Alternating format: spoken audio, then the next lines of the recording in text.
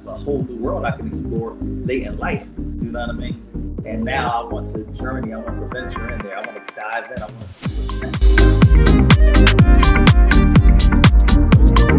And the voice of fragrance here with a gentleman that I've spoken to before in other venues, but now I get a bit more time with him just to get a bit more about himself, his background, and what he does. It is none other than Sir Leezus. Leezus, how you doing today, man? I'm good. I'm good. I feel amazing. How about yourself? I'm good. Like I told you before, I'm a little bit better after a little tumble I took, but other than that, I'm doing okay. Oh man, now I have one of the things just following you. We talked before on other platforms. I'm always curious about when people are in the lifestyle.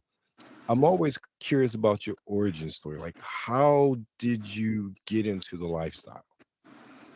Okay, so my story, pretty standard. Somebody introduced me. My ex, she was in the lifestyle way before me. She had a whole bunch of friends that were younger, dating older guys. Hot wife, stag vixen type situation. A lot of older guys with money couldn't perform. So she got introduced to the lifestyle from getting invites from girlfriends before she met me. Whole bunch of models. So my ex she was a exhibitionist. So um, we would do stuff like at restaurant bathrooms, club bathrooms, just be frisky in open places. That's just regular vanilla spots. This is before I knew anything about the lifestyle. Right. And then she asked me, would I go to a club that you could actually have sex in? And I'm like, well, hell yeah. So she introduced me to the lifestyle as an exhibitionist. So that's how I got into the lifestyle in general.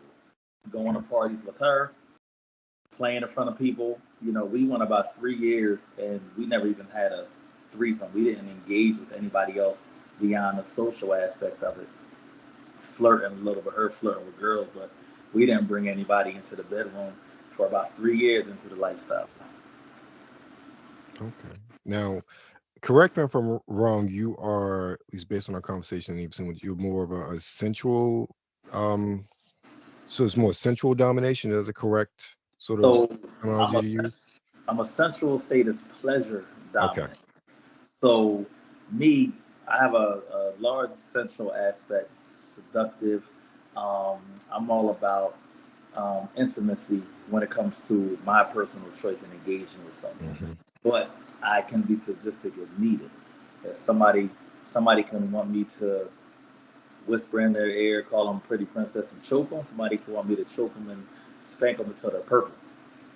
But that's where the pleasure dom aspect comes in because a pleasure dom is there to please. So whatever the person you're topping wants, you kind of do what pleases them. So that makes you a pleasure dom.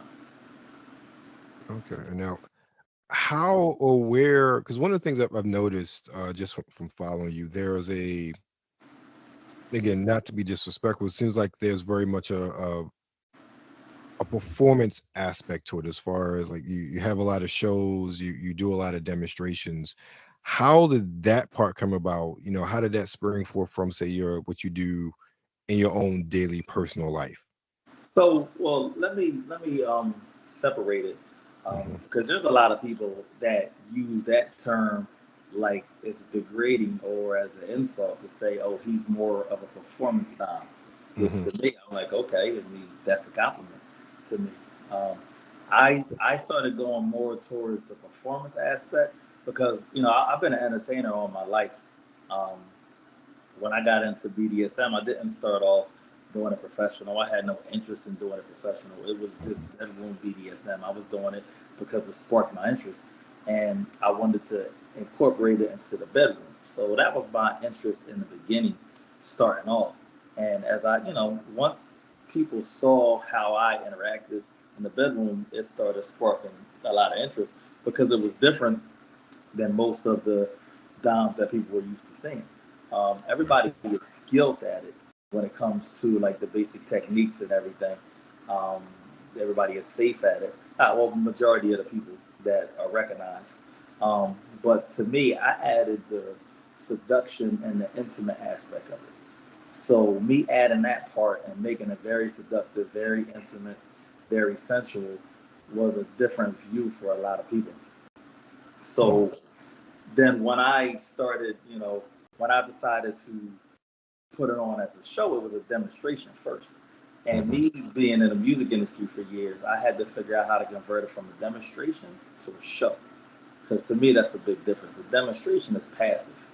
Right. People can walk by, they can see, they can look at it, okay, and go about their business. A show, you're sitting down and you're entertaining the crowd.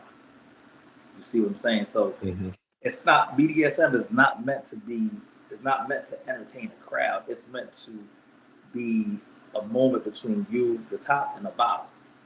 So I had to figure out how to bridge that gap to make it to where I can make it into an entertaining scene, but still have the um, still make it authentic to where the person is still getting that feel, still getting that journey to climax through that power exchange. So that was the barrier that I had to get over to get into the show aspect of it. And once I bridged that, it just took off from there. I started putting out content. People started asking, hey, we like how that looks. Do you travel? Can you do this here? Can you do this for this crowd? Can you? Then it started becoming a thing to where people were booking me outside of lifestyle events, just Hmm. as pure entertainment. So Because a lot of how difficult was it to, change that or evolve that into a show? You have the musical background, but it still seems like a lot of planning and thought would have to go into it. so performance. My big thing was always performing when I was in the music. So let me make that connection to why I use Mhm. that reference. My stage presence was always good.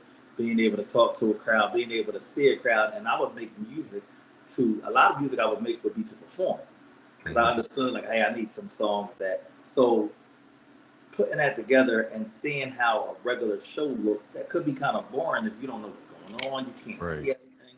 So a lot of people don't understand everything that I do so the crowd can actually physically see it.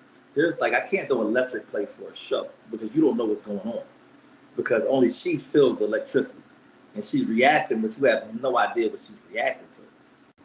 I have to remove that out of a show because I have to make it to where everybody can have the visual and see what's going on.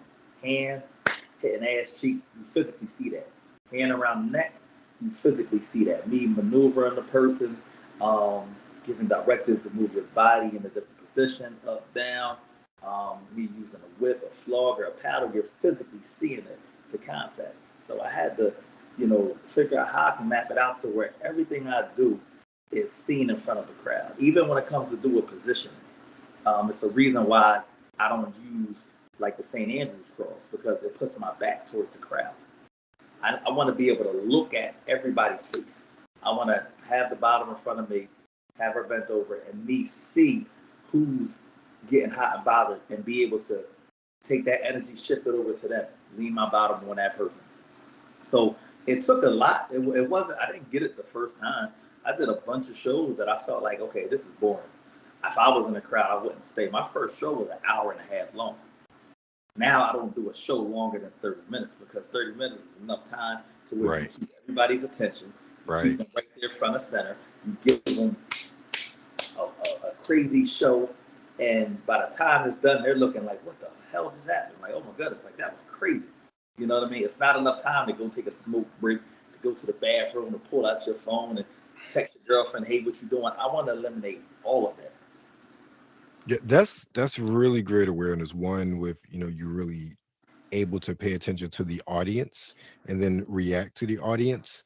But then also, and this also goes to honing your craft, finding that sweet spot as far as, okay, how much time do I really need? What is the best amount of time to really put on a good show, but also a show that keeps the audience entertained? And I can, especially when you have so many things you could possibly do, so many sort of scenarios, experiences you can demonstrate and perform with. I'm sure you have to figure out, what works the best, and with everything. No question, do you have sort of the same format for every show? Is every show different? So it's the same format, but what makes it different is the energy of the crowd and the Hmm. space that I'm performing at. That's what makes each show different. Um, my format is I take them through the journey. It's a builder. Everything is a builder. So it's always going to start with the sensual stuff, start with commands and begin to start with letting them see my energy transfer with the person, go through the sensory plate and end with the heavy impact. Now, so that's the journey from, let's say, A, B to C, right? So A is me starting with the first note on the song, because everything I do to music. So I'm listening to the songs. I know where I need to be at each part because I need to transfer to different parts when different songs come on. Now, what changes is me reading the crowd, seeing where the most energy is coming from, and then interacting with the crowd. That's what makes the show. Is I find someone that's really in tune to it. They're up, they're dancing to the song, they're singing, and then I go over to them, and then now I make them part of the show. And then the crowd is going crazy. The girlfriends are going crazy. She's engaged. Whether I make her part of the show with me interacting with her directly, or her interacting with my bottom, or helping out with the bottom. And all that is on the fly. I do, before I start the show, I get consent from everybody within close proximity, because I never know who's going to be vibing or not. You know what I mean? So I want it to be organic, and I impromptu a lot of it, but the format stays the same. I just impromptu kind of who I'm going to flow with, what I'm going to do with them, and what part of the show I'm going to incorporate somebody from the crowd. That always changes. Okay. Now, with your crowd, and are you booked a lot for sort of lifestyle events, or has it really expanded? I know you kind of mentioned that before, but has it really expanded past that now? So the shows have expanded past that. Most of the shows that I do are not lifestyle events Okay. at all. If I get booked as a service top, which I'm just booked to set up at an event, that's a lifestyle situation because people are actually experiencing, they're doing scenes with me. hmm So those are the three type of bookings I get to show, which is my most sought after um, booking because people want the live show. That's what they see online. Um, and then I had service top to where I would go to like a dungeon or a swingers club or a resort or somebody's party, and I would just set up with a table or a spanking bench or a cross, set up my toys, and they pay me for a certain amount of time to interact with the guests. So I might be booked for 3 hours, and they may have a list of 12 girls. So I say, okay, everybody's going to get 20 minutes, and I'll go down the list and I'll engage like that. It might be random, and I'll do it depending on how many people are asking that hour. Somebody might get 15 minutes, somebody might get 45 minutes, just depending on the energy and what the crowd is. So it depends on what they're asking for. And like I said, I do get lifestyle stuff, I do get vanilla stuff, but to to me, to be honest, my promotional um, outlet are vanilla women that have seen the 50 Shades of Grey movie, but they have no idea that that's called BDSM. That is the perfect person. Somebody that saw 50 Shades of Grey, they love the movie, they saw all the sequels, the prequels, whatever the situations were, but they have no idea what BDSM is. That's the perfect person for me to put in front of my content and say, hey, I do shows in Philly, I do shows in Atlanta, I do shows in Dallas, I do shows now. I tell them I do live 50 Shades of Grey demonstrations across the country, and they're just like, oh my goodness, let me see. I don't believe you. Showing the videos, that I'm showing my page, that I'm following now, they're showing all the girlfriends, and they're spending the next couple of weeks looking at all my videos. Now they want to see it in person. That's a great marketing strategy for it. And also, in my opinion, correct me if I'm wrong, you cross demographic lines with that sort of terminology as well, because that's something that is very much from a cultural standpoint. That's something that a lot of women, regardless of ethnicity, age, and background, they get, even if they don't really understand, they get what 50 Shades of Grey is.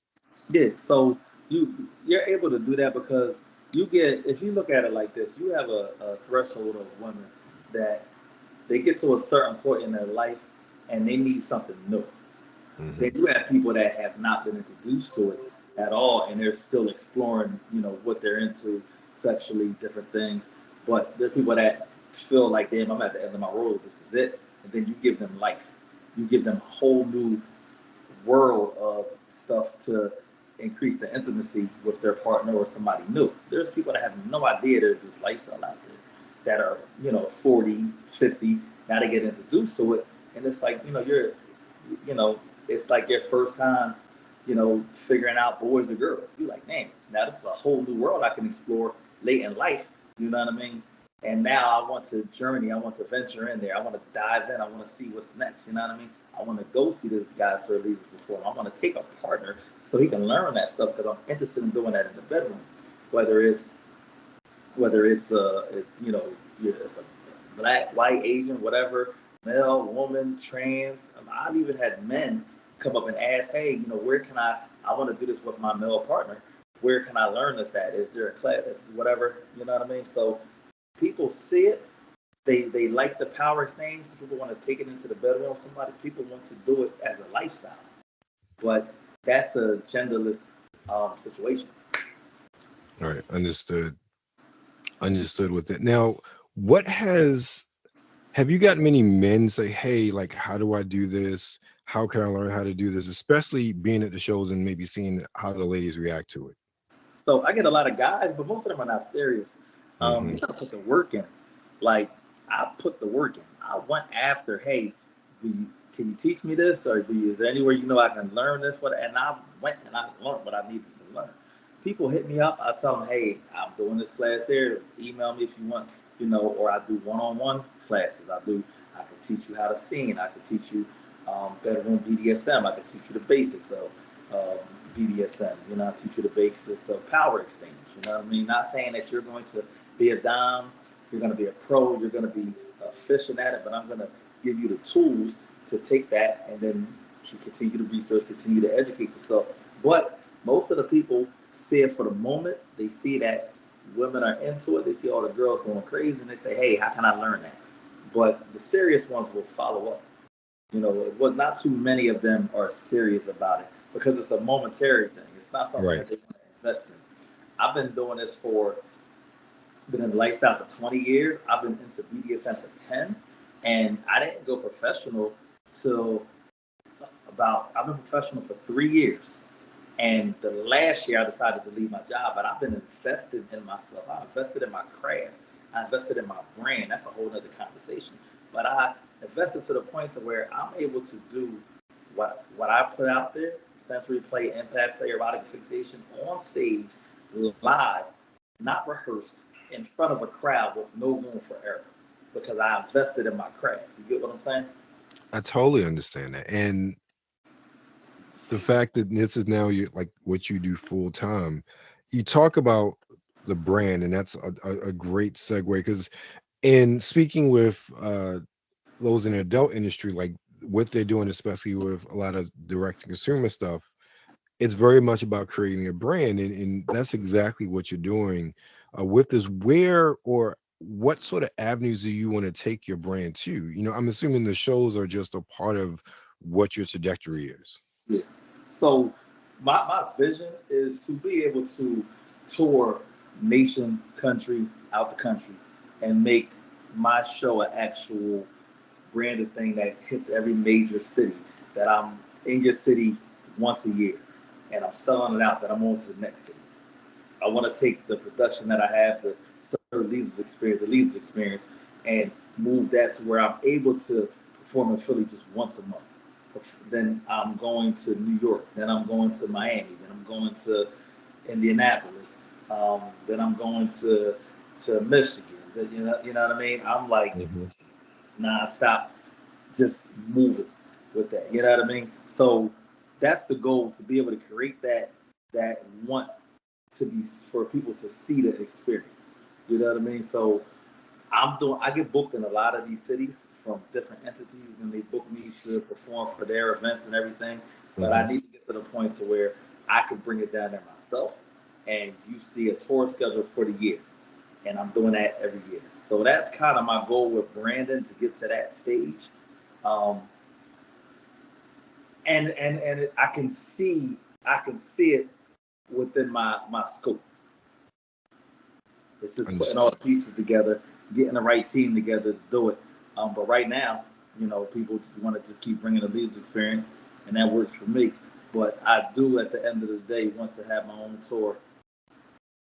Awesome. Now, with that, you've also been, I don't know if it's just you're actually running them or more just like branding onto them, lifestyle pop-ups. in Philadelphia.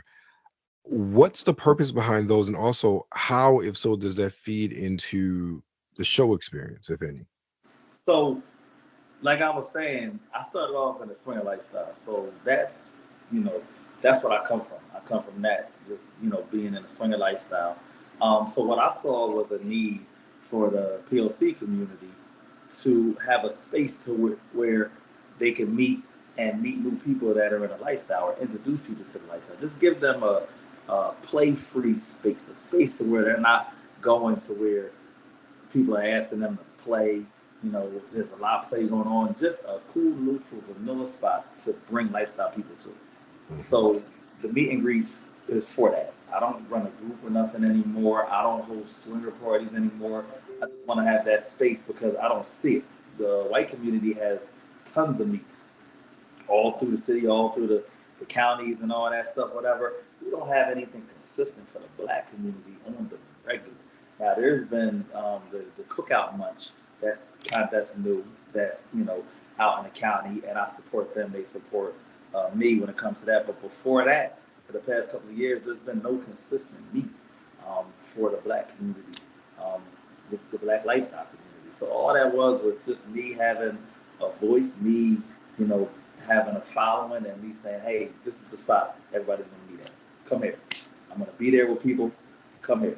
Enjoy. Come meet people. And I bridge the gap. I introduce a lot of people. Like, I'm the common denominator for a lot of the folks that come there. So Mhm. I'll walk people through. If you come, I'll take you around everybody. Like, hey, it's my guy, it's my guy, it's my guy.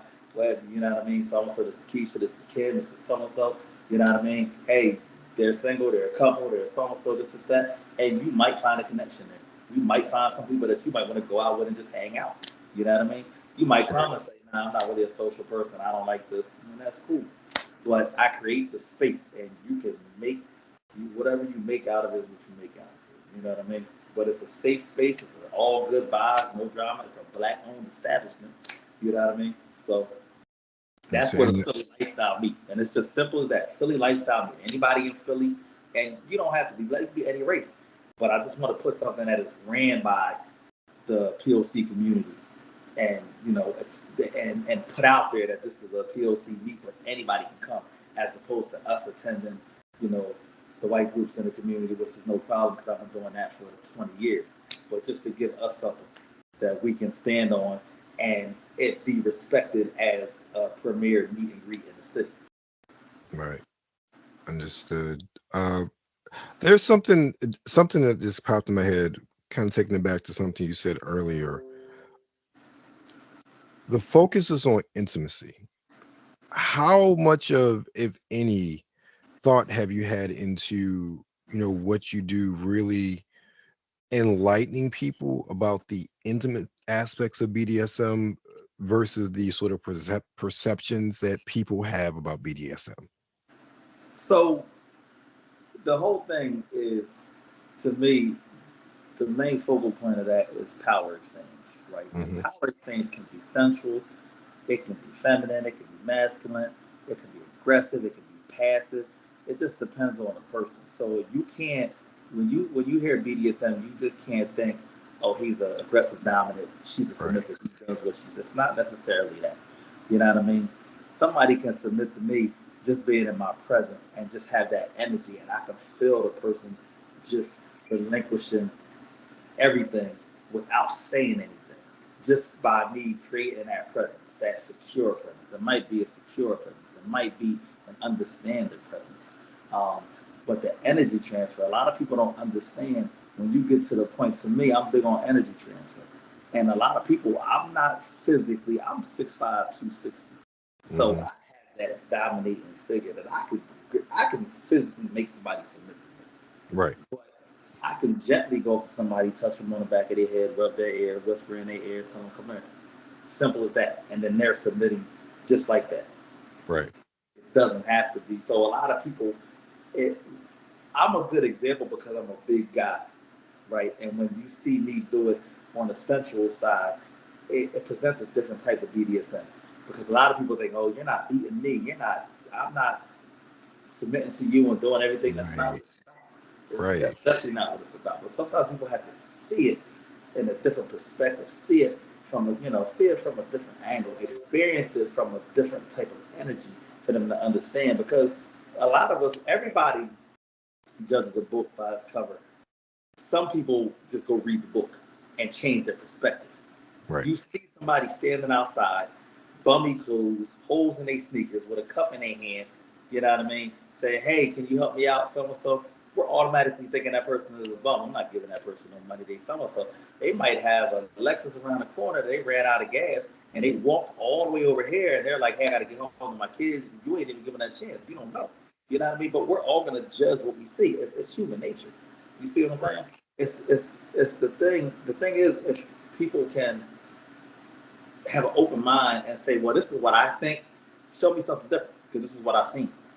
Okay, cool. That's what I could respect. You know what I mean? So there's a lot of people that have their perceptions of BDSM and might feel like, it's an aggressive nature until they see a different aspect of it. Yeah, that's really where I was wanting to know, because I know that there's definitely a mainstream perception of what BDSM is, and when you see what you do, when you see what others do, it really dispels a lot of those notions. I was referencing to a friend the other day. There's this movie called The Secretary, and it's very much there's a sort of dominant submissive relationship between the boss, in this case James Spader, and the secretary Maggie Gyllenhaal. And that was probably, for me, and this predates 50 Shades of Grey, like that was like my first sort of visual experience of, okay, like sort of a dominant submissive relationship. And even then there was some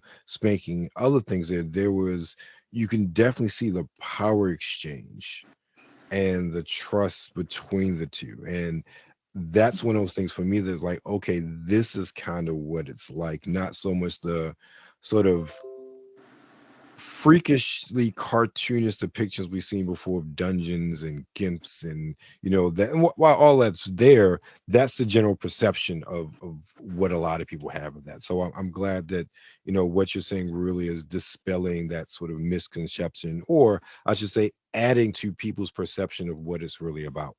Yeah. So before I let you go, I have to ask you here, Webster Style, what sort of fragrances are you into? Fragrance. Yes. I don't fragrance. um, Dior Sauvage. Okay. So that's my go-to. That's the only one I will purchase. I wore some other stuff, just trying out different things like through the Scentbird app. But if I'm gonna buy something, it's gonna be Dior. Understood. Understood. All right, Leezus, I appreciate your time, man. Let everybody know where they can find you. So when I say this, trust me, it works. Just Google. Put Sir Leezus in your Google search. That does more for me than somebody searching me on Instagram or Facebook or Twitter. Put Sir Leezus, SirLeezus in your Google search, and whatever your preferred social media platform is, you will find me on there. All you got to do is Google my name. Trust me, I went to the library. I did it on 20 computers, and I popped up, and I was like, yes, I crossed a different threshold. But if you want it directly, I would do it for my guy. Instagram is SIRR.LEEZUS. Again, that's SIRR.LEEZUS. But just Google me, see what comes up, see what you find. You might be able to go down a rabbit hole a little bit deeper. You stay on Instagram, you're going to be limited. You get on Google, you're going to see some things. All right. Thank you, man. Well, you guys should have seen all that flash below, including the Google Me aspect of that as well. But all the information is there. And if you're not seeing it here, it's definitely be in the show notes below. Leezus, I want to thank you, man, for your time. I appreciate it. You guys make sure you check them out. Check them out in the city near you. I believe the next lifestyle event, it was on the 31st of 31st, I have August. the meet and greet 3 to 7 at Lou and Shoes. It's free. Come. If you saw me on a podcast, first shout on me. I'll tell you that. If you say, hey, I saw you on Red's podcast, I shout on me. And then I have the show later on that night. That's 9 to 12. And the after party, that's the Sir Leezus experience. Night of erotic bliss. You have me performing, doing what I do. I have erotic poets. I have burlesque dancers and a bunch of fuckery. It'll be a nice lit time, good vibes. You get to see me perform live. You get to see some good erotic poets. You get to see some real sensual, sexual burlesque dancers, all pieced together in one. A whole bunch of beautiful black people in one space, all good vibes. I promise you. Thank you, man. Thank you. Now, you should have seen the flyer pop up here. If not, Google him. You will find out more information about what's happening on the 31st, a full night of meet and greet and lifestyle information. Leezus, I want to thank you again for your time, man. Appreciate it.